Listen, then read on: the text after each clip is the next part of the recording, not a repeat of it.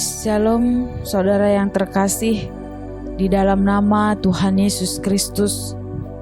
Renungan kita hari ini diambil dari Yeremia 7 ayat 1 sampai ayatnya yang ke-15. Khotbah Yeremia mengenai bait suci. Firman yang datang kepada Yeremia daripada Tuhan bunyinya, "Berdirilah di pintu gerbang rumah Tuhan. Serukanlah di sana firman ini dan katakanlah, dengarlah firman Tuhan, hai sekalian orang Yehuda yang masuk melalui semua pintu gerbang ini untuk sujud menyembah kepada Tuhan. Beginilah firman Tuhan semesta alam, Allah Israel. Perbaikilah tingkah lakumu dan perbuatanmu, maka aku mau diam bersama-sama kamu di tempat ini. Janganlah percaya kepada perkataan dusta yang berbunyi, ini bait Tuhan, bait Tuhan, bait Tuhan. Melainkan jika kamu sungguh-sungguh memperbaiki tingkah lakumu dan perbuatanmu, jika kamu sungguh-sungguh melaksanakan keadilan di antara kamu masing-masing, tidak menindas orang asing, yatim dan janda, tidak menumpahkan darah orang yang tak bersalah di tempat ini, dan tidak mengikuti Allah lain yang menjadi kemalanganmu sendiri, maka aku mau diam bersama-sama kamu di tempat ini, di tanah yang telah kuberikan kepada nenek moyangmu dari dahulu kala sampai selama-lamanya. Tetapi sesungguhnya kamu percaya kepada perkataan dusta yang tidak memberi faedah. Masakan kamu mencuri, membunuh, berzinah, dan bersumpah palsu, membakar korban kepada Baal, dan mengikuti Allah lain yang tidak kamu kenal. Kemudian kamu datang berdiri di hadapanku, di rumah yang atas namaku diserukan, sambil berkata, kita selamat, supaya dapat pula melakukan segala perbuatan yang keji. Sudahkah menjadi sarang penyamun di matamu rumah yang atasnya namaku diserukan ini? Kalau aku sendiri melihat semuanya, demikianlah firman Tuhan. Tetapi baiklah pergi dahulu ke tempatku yang di Silo itu, di mana aku membuat namaku diam dahulu, dan lihatlah apa yang telah kulakukan kepadanya, karena kejahatan umatku Israel. Maka sekarang, oleh karena kamu telah melakukan segala perbuatan itu juga, demikianlah firman Tuhan, dan oleh karena kamu tidak mau mendengarkan, sekalipun aku berbicara kepadamu terus-menerus, dan kamu tidak mau menjawab, sekalipun aku berseru kepadamu, karena itulah pada rumah yang atasnya namaku diserukan dan yang kamu andalkan itu, dan kepada tempat yang telah kuberikan kepadamu dan kepada nenek moyangmu itu, akan kulakukan seperti yang telah kulakukan kepada Silo. Aku akan melemparkan kamu dari hadapanku seperti semua saudaramu, yakni seluruh keturunan Efraim telah kulemparkan. Saudaraku yang terkasih, hubungan yang baik dengan Tuhan tentunya membuat hidup kita menjadi semakin lebih baik. Karena hanya dekat dengan Tuhanlah yang membuat kita tenang dan sanggup menghadapi kesulitan-kesulitan dalam hidup ini. Apakah yang harus kita lakukan supaya bisa terus dekat dengan Tuhan? Tentunya kita harus memperlihatkan sikap hidup yang mengandalkan Tuhan dan juga tidak berpaling dari apa yang sudah Tuhan perintahkan kepada kita. Bangsa Israel juga mengalami hal yang tidak jauh berbeda dalam pengalaman imannya. Dalam bacaan kita hari ini terlihat bahwa hubungan Tuhan dengan bangsa Israel tidaklah begitu baik. tingkah laku serta perbuatan penyembahan bangsa Israel mendukakan hati Tuhan.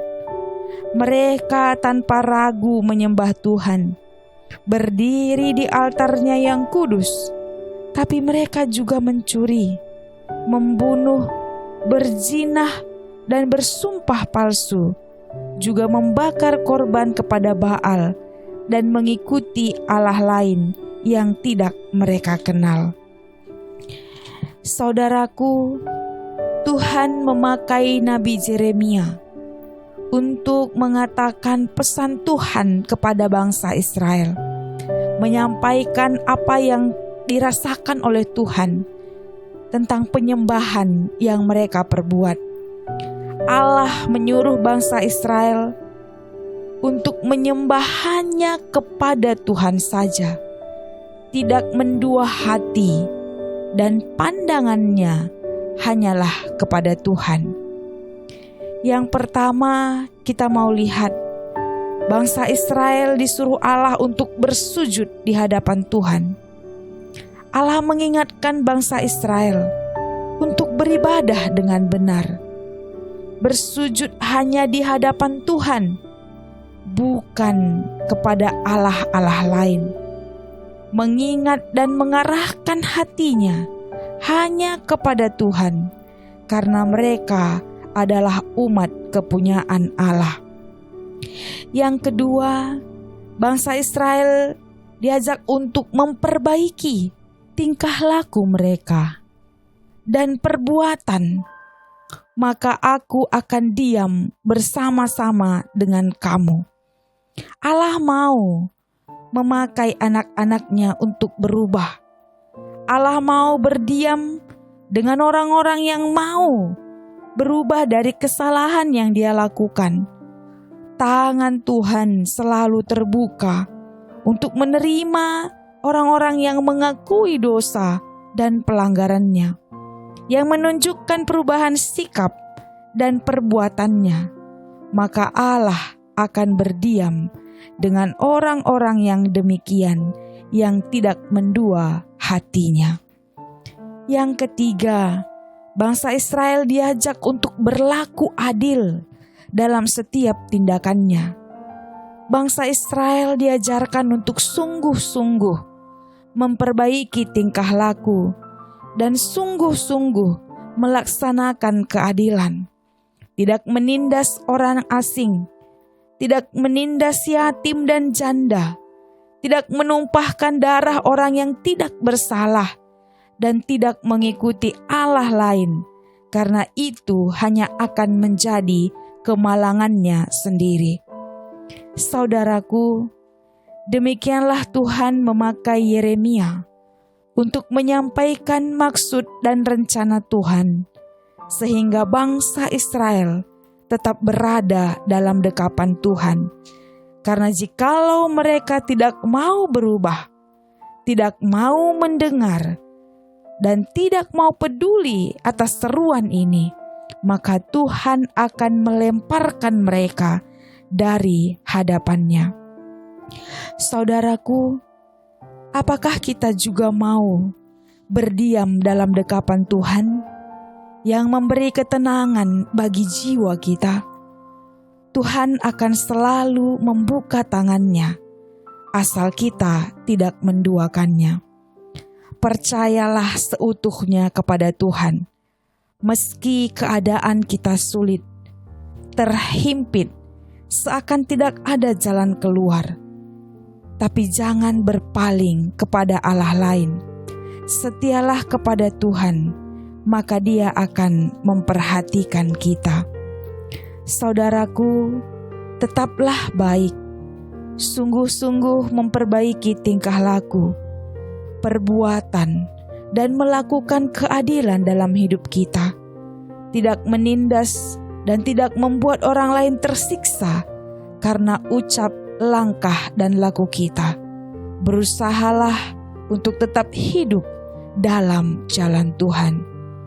Keadaan boleh sulit, jalan hidup mungkin tidak seperti yang diharapkan, tapi Tuhan tetap beserta. Jangan ragu Jangan beralih, tetaplah andalkan Tuhan dan nyatakan kasih Tuhan dalam setiap keadaan kita. Tuhanlah yang menolong dan memberi kelegaan kepada kita. Amin. Ya Tuhan, pulihkanlah kami. Berilah kami kekuatan menghadapi setiap cobaan yang datang dalam hidup kami. Ajarlah kami untuk terus mendekatkan diri kepadamu. Kuatkanlah iman kami, dan biarlah kami hidup dalam dekapan kasih-Mu. Segala puji syukur kami hanya bagi-Mu, ya Tuhan. Amin.